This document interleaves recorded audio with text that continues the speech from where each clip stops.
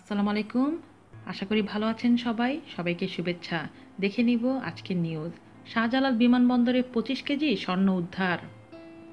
হজরত শাহজালাল আন্তর্জাতিক বিমানবন্দরে 25 কেজি স্বর্ণসহ জামিল আক্তার নামে এক যাত্রীকে আটক করেছে কাস্টমস কর্তৃপক্ষ। এদিকে সকালে ইউএস বাংলা এয়ারলাইন্সের একটি বিমানের টয়লেট থেকে পরিত্যক্ত অবস্থায় আরও 6 কেজি স্বর্ণ উদ্ধার করা হয়। কাস্টমস হাউস জানায়, সিঙ্গাপুর ফেরত জামিলের কাছ থেকে উদ্ধারকৃত স্বর্ণের বাজার দর 12 কোটি টাকা। এটি এই বছরের সবচেয়ে বড় স্বর্ণের চালান আটকের ঘটনা, বলছেন কাস্টমস কর্মকর্তারা। গতরাত 10:30টার দিকে সিঙ্গাপুর এয়ারলাইন্সের একটি ফ্লাইটে জামিল শাহজালাল বিমানবন্দরে নামেন। সন্দেহজনক গতিবিধির কারণে তাকে তল্লাশি করা হলে তার কাছ থেকে 250টি সোনার বার পাওয়া যায়। জামিল গত 6 মাসে 13 বার বিদেশ ভ্রমণ করেছেন। ভোরে বিমানবন্দর থানায় জামিলকে সোপর্দ করা হয়। রোগী বেশে যাত্রী কোমরে 25 কেজি সোনা।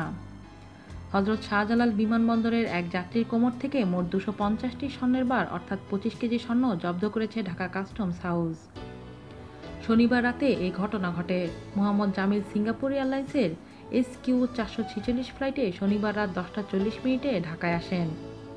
মোহাম্মদ জামিল আক্তার নামে ওই যাত্রী রোগীর বেশে হুইলচেয়ারে বসেছিলেন। এক খুদে বার্তায় শুল্ক গোয়েন্দা ও তদন্ত অধিদপ্তরের মহাপরিচালক ডক্টর মইনুল খান জানান, ইমিগ্রেশন শেষে বিমানবন্দরের গ্রিন চ্যানেল বের হওয়ার সময় হুইলচেয়ারে থাকা ওই যাত্রীকে চ্যালেঞ্জ করে কাস্টমস কর্মকর্তারা।